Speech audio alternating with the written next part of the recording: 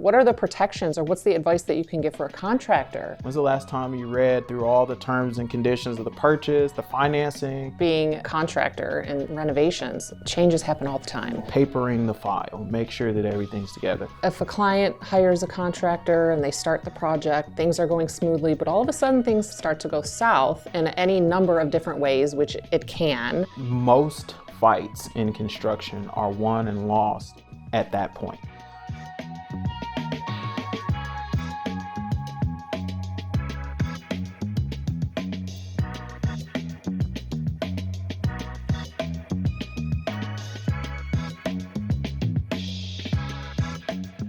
Hello everyone, and welcome to Design Discussions with Nadine. I am Nadine and I'm here with Kenneth Stephens. He's a construction attorney. He's actually my construction attorney. I had you on my podcast some time ago and we had a great conversation about all things legal and construction. Yep. So thank you for coming back and talking to me today. I appreciate you having me. And we're going to talk about contracts and a couple of scenarios, and you can give your input as far as advice for whether it's GCs or homeowners on what they can do and what they should and shouldn't do. Yeah. So the first thing that I want to touch on for homeowners' sake, let's talk about contracts first. Okay. So, and I have a pretty lengthy, which I would consider lengthy, which now after you were telling me somebody's was 3 times as lengthy as mine, I guess there's some quite bigger contracts. So I have a 23-page contract, and there's certain things in there that, owners and contractors' responsibilities, warranties and completions, indemnity insurance, and all of that. So what should a homeowner look for when they're reviewing a contract that should be in there if they're hiring a contractor? What is important that when they're reviewing their contract, they say, hey, for my protection, what should they look for in there? Yeah, so we were talking about this a little bit earlier. My first recommendation is that unless you are a construction attorney or a real estate attorney or you have some kind of background, I just don't think that a homeowner should be reviewing those contracts on their own. So, if you can avoid a situation where you as the homeowner have to look for anything, avoid that, right? That's why lawyers exist. Build that into the budget of when you're getting ready to purchase your home or build your home. Because like I said, some of these contracts, we're talking 80 pages, right? There's just no way, if you haven't been trained to look out for certain things, you're not gonna understand it, right? Now, if you are reviewing it though, a few things I think you definitely want to pay attention to. Obviously, anything related to price, payment, right? So the number always is going to jump off the page to people, but the way that payments are supposed to flow, when payments are due, and then change orders, how payment for those is handled, and the approval of those. I think that's a big one. Change orders, particularly in residential construction, can be a big item, right? Because you go into the project, you think it's going to be one thing, and then it turns out that for one reason or another, whether it's foreseeable or not, it blooms into something much bigger. And then the question is, who covers that, right? Does the contractor eat it, or does the homeowner pay for it? So you want to be clear on change orders. That's clear. For me, being a contractor in renovations, changes happen all the time. And the majority of the time it's people add things or they change their mind and all of that. So yeah, change orders, I don't think I've been on a project in a very long time where there hasn't been change orders. Oh no, I don't think that project doesn't exists. happen. I don't think that's the thing. There's always some, right? And then the question is, like you said, is it owner driven? Is it contractor driven? Or is it driven by things that are unforeseeable? And depending on the type of contract that you have, whether it's a cost plus, just an open-ended cost plus, or whether it's like a GMP or like a fixed price agreement, that impacts this change order conversation a lot, right? Because if I'm a homeowner and I have a cost plus contract, there's no cap, I'm gonna kind of be a little suspicious if the GC's constantly hitting me with these different change orders, because you kind of capped out. But then on the flip side of it, you talk fixed fee, same thing, right? If you're the contractor but the owner is constantly changing things, yeah, it's raising the fixed fee price some, but you got general conditions, you got other things that are incorporated in what you thought was going to be this set project, and now the scope of it's growing and growing and growing. And so I guess that leads me to the next thing that I think that an owner should look out for, and that's just the scope of the project. It needs to be very, very clear, particularly on a remodel, right? Like, it's one thing if you're building the house, it's like the scope is build the house, right? Yeah. But on a remodel, you come in and you're thinking, hey, this is the house, this is the remodel, these are going to be the finishes, so on and so forth. And then for one reason or another, the scope is unclear. Maybe it's something more expensive, or maybe it's something more expansive. Yeah. And then that winds up, costing more money. And surprises are the things that really get everybody in trouble, right? Yeah, and because there's a lot of situations where somebody might say, oh, we talked about such and such. Yeah, exactly. But if it wasn't written into that scope of work, the talked about thing then gets in a sticky situation because the homeowner assumed, hey, we talked about this, it should be in there, but it's not, and then there you go, an unforeseeable cost that wasn't added in there, and that's, never good. Exactly. And so the flip side of that for me, when I'm representing a builder, whether it's commercial or residential, you want to expressly disclaim anything that's not in the scope of work. So you're basically like, hey, if it's not written in this scope of work, we're not responsible for doing it unless there's a change order, right? The other side of that, the homeowner, they want that to be expansive. And so you see these kind of built-in expansive language when these contracts are written from the owner perspective. It says something like, hey, you're going to do all the work in the scope of work and everything necessary to complete the project, or all things reasonably inferable from the scope of work. And so it becomes more expansive because you can get into this interpretation discussion or debate or full-blown fight, right, as to whether or not something can be inferred from the scope of work or whether something was necessary to complete the scope of work. So yeah, you want to, the more you can put on paper, and then the more you can disclaim as the contractor, and the more that the owner understands that this is specifically what it is that I'm getting for what I'm paying, the better off everybody is, because it's just clear. It's clarity, and it's transparency, and so that's what you're hoping for in a situation. Yeah, and you're right. You touched on the number, and I think that's a lot of things that too people don't really look that detailed into these contracts a lot because they're assuming. We were talking earlier about they're assuming, well, if I want to do this project, here's my contract. I have to sign it. They're unfamiliar with it. They don't really know that they can ask questions. And you gave a good example about the car. Exactly. No, it's perfect. I mean, you got to think about it. Like I said, when we are in this industry, we see the good, the bad, and the ugly. It's day in and day out, right? So for us, it's, you read the contract, right? And then you go in and it's negotiable and all this and that. But like I said, when you go buy that car, you're at the dealership, whether you're buying new or you're buying used, when's the last time you read through all the terms and conditions of the purchase, the financing, all of that? You just kind of think, well, if I want the car, I have to sign it. I have to sign it, right? Here's my number. This is what I'm paying. As long as the number matches, exactly, we're good to go. Yeah. And so you break. Let's say the car completely breaks down the second you get it off the lot, right? I mean, you're kind of freaking out at that point because you're like, man, I signed all this stuff, but I don't really understand it. I don't know what's in it. I don't know the law. So I think for most people, that's their scenario when it comes to building a home or building any property, commercial or residential. It's okay.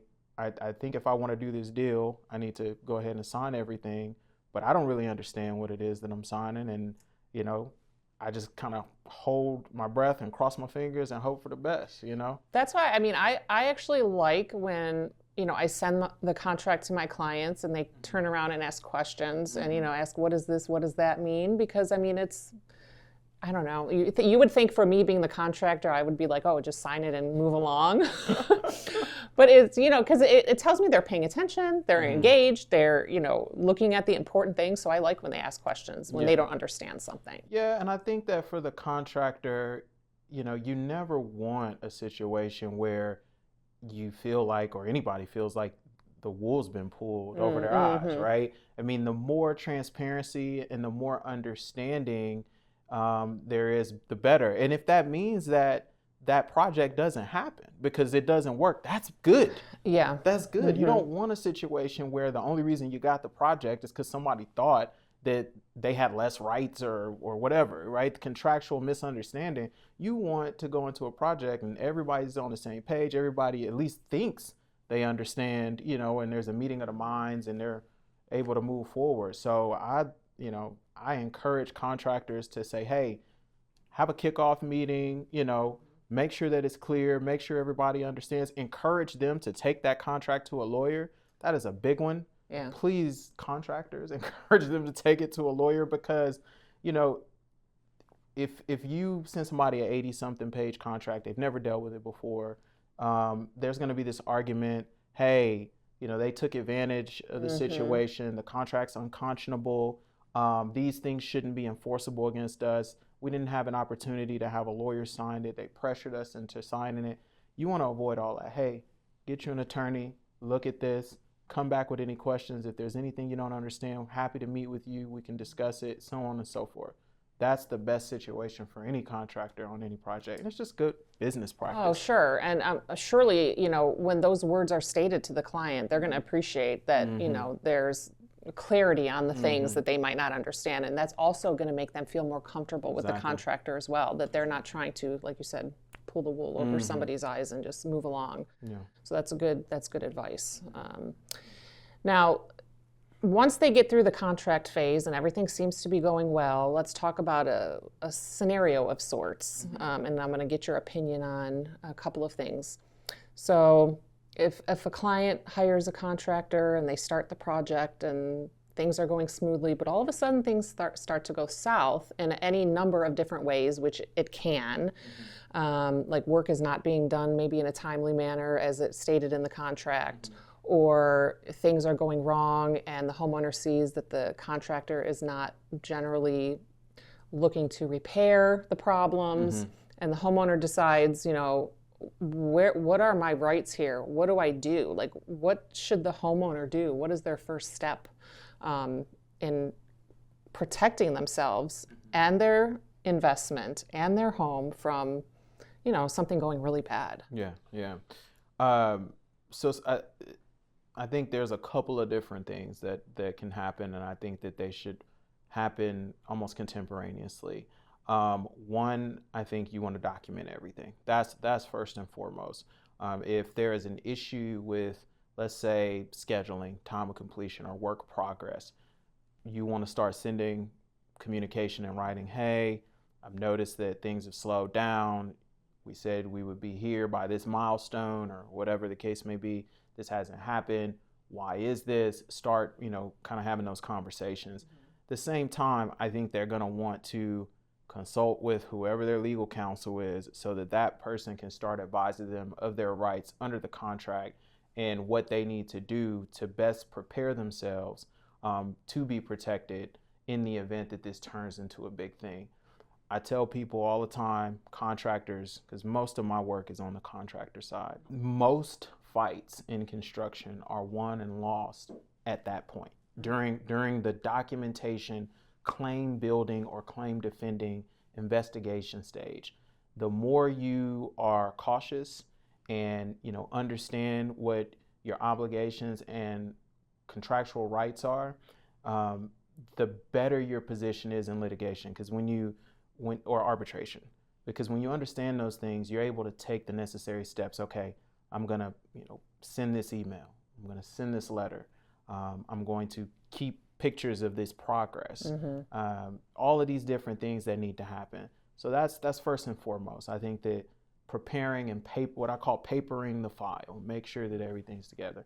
The other thing that I think a lot of people in the residential space don't know about is it's a bad idea to just haul off and just sue a contractor. That's there's a lot of protections in place for residential contractors, the same way there are for residential homeowners. But once you've gotten that contract in place and you're moving forward, residential construction moves a lot differently from a litigation and arbitration standpoint than commercial. There's something called the Residential Construction Liability Act. It has to do with anything regarding defective construction for residences, and it has to be complied with. There's certain steps that have to be taken in order for you to be able to move forward with your claims against a contractor. And if you do certain things without complying with that Residential Construction Liability Act, we call it RECLA. So you'll hear lawyers just say RECLA. if you don't comply with RECLA, you could be in real hot water. And so the other thing I would say is, if you do decide to bring a claim against your contractor, don't just, go on, fire off a claim or fire off a demand. Get you a RECLA lawyer, and then get somebody that understands RECLA so that they can contact the contractor and move that process forward. Because RECLA was really designed not to screw anybody over. It's designed to facilitate resolution. And that's what I like about it. I mean, RECLA is literally designed to try and prevent this thing from going into a big fight, right? And a lot of people don't understand, as I mentioned, what is the process? That's why I wanted you to kind of give advice on that, because people think, okay, I can just fire this contractor, I'll deal with the legal stuff later, but my house is a disaster. This project was told to me it was going to take 3 months, 4 months, 5 months, and it's a year now, and people are anxious. And they're like, okay, I'm just going to hire somebody else to come in and fix it, and I'm going to deal with the legal stuff with this other guy over here. But it's very important people understand that you can't do that, even though it's a very stressful and frustrating time. Like you said, the steps that you have to take, and there's timelines, and there's things you have to wait for, and inspections that need to be done, and all of that stuff that people don't understand. So that's one of those things that's really important for homeowners to know. It takes a long time too, like, to get somebody, a completion contractor out there to complete it. And normally you're going to wind up paying more, right? I mean, they come out, they're looking at a half-finished project.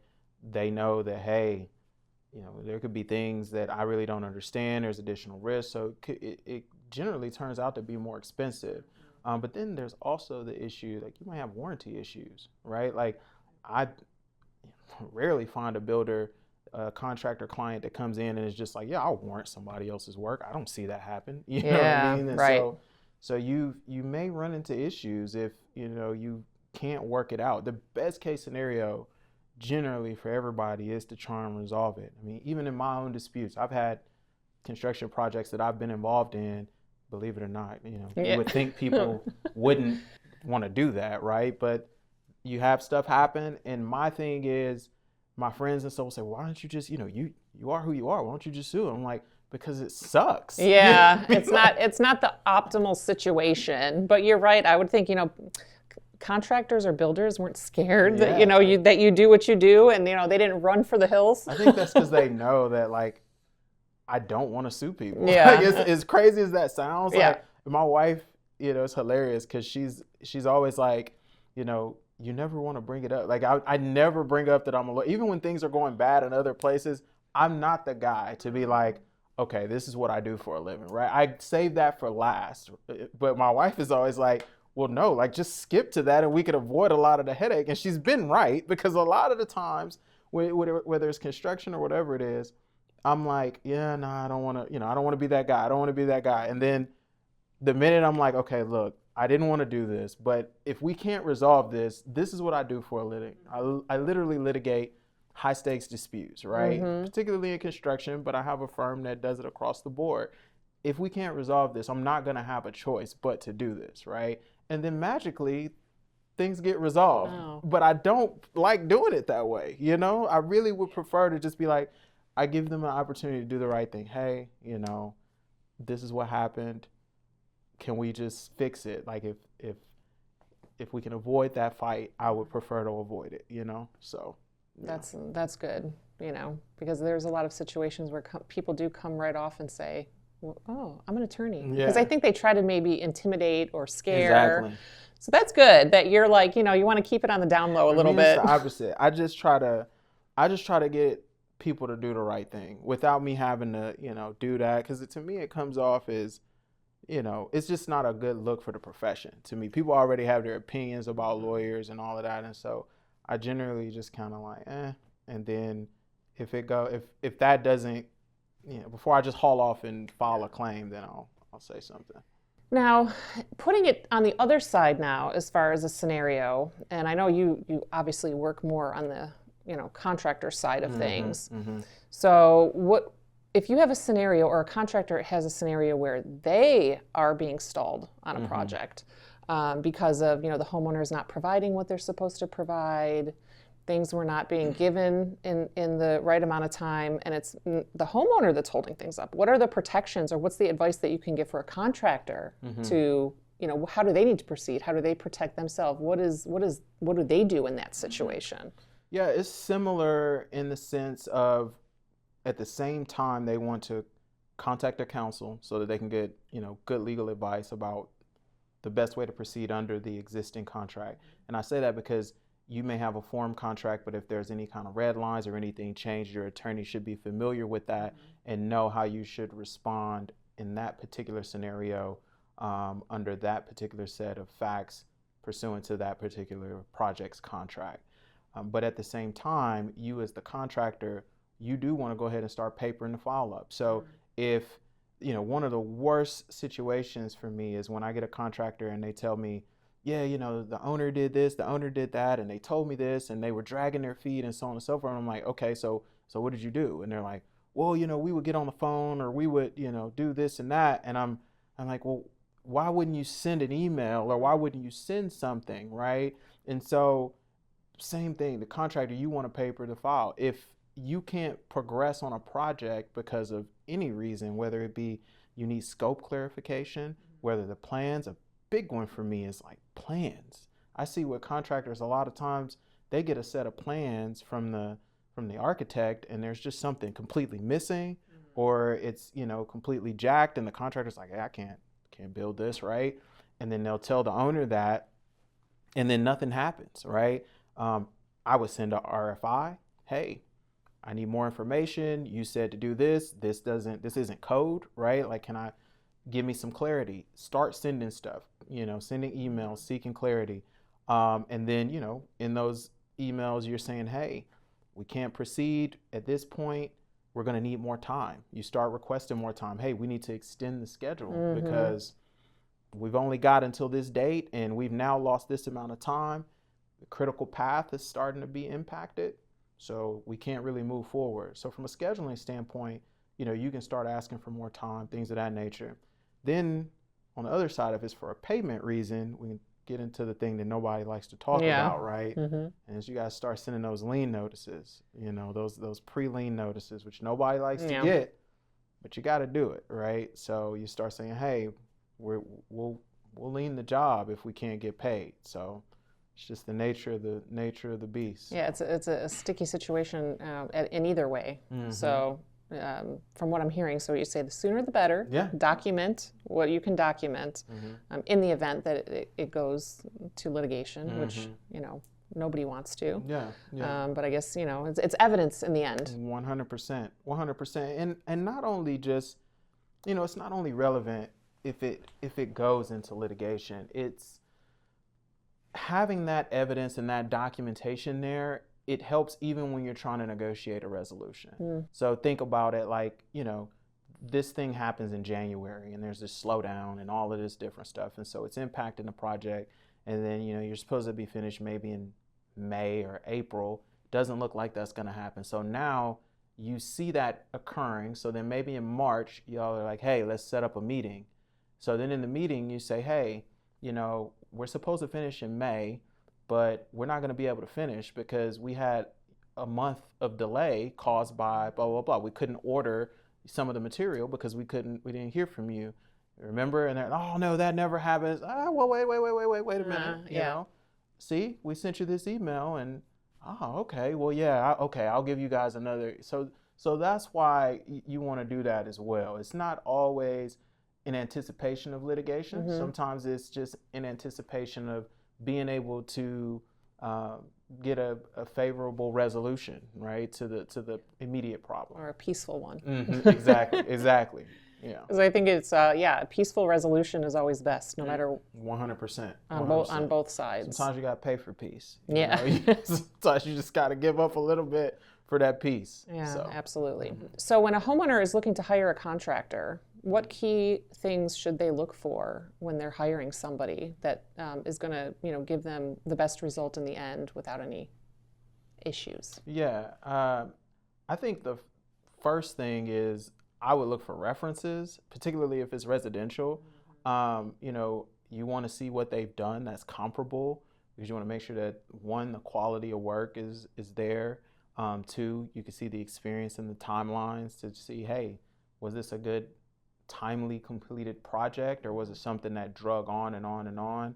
I mean, then you can talk to people about what their experience was with the builder. So I think that's a good one. Two, you want to know whether or not they have good, strong, reliable relationships with subtrades. The residential subtrade industry is tough. Right. God bless y'all. Yeah. Because, I mean, unlike in commercial where, they have a lot of strong relationships with them, and they sometimes even have them in-house and they can come in and, go back and forth. It's hard to keep a thumb on getting your subcontractors there when you need them there and sequencing the work. And sometimes that can cause delays. So, one of the things that I would ask if I'm going to be building a new home is, hey, who are going to be the subcontractors, and how often have you worked with them? What is your relationship with them? You want to understand that, because that's a really key piece. I think a lot of homeowners think that the builder is just building this house. Yeah. The builder really, a lot of times, is just managing the different people that are building the house. So I think that's a big one. And that's not to interrupt you, but that's one of those things that I actually, before a homeowner even asks me, I tell them my situation with subs and people that I work with all the time, to give them that comfort in knowing, hey, I've worked with these people for so many years. These guys have even done work in my own house. That sort of stuff. So I always tell that up front, because you're right, that people want to know who's coming in and out of their house. Is this somebody that you just met yesterday that you're just filling in the gaps to find somebody? So yeah, that's very important for sure. Yeah, definitely. And then obviously insurance. Whether they have the insurance, they can make you an additional insured, up to what amount, all of that good stuff. Their ability to get insurance and maintain it is another one. And then one thing you can do as a homeowner completely on your own, you can do a search to see if there's been any liens or any lawsuits involving that contractor. And then you can also do a search with the Secretary of State and see if there's any other businesses associated with the individual, because sometimes they'll fold up and then open another shop, Yeah. So these are some things that you kind of want to look at and understand before you deal with the builder. And then the most obvious one to me is how long they've been in business, right? If somebody, just started their company 6 months ago, obviously there's more risk there than a business that's been around 30, 40 years building a lot of homes. So it's not to say that the new company is, terrible, but you just kind of want to understand who you're dealing with. Right. No, that's great tips. Thank you so much for that. No problem. Thank you for coming on my show again. It was great to see you.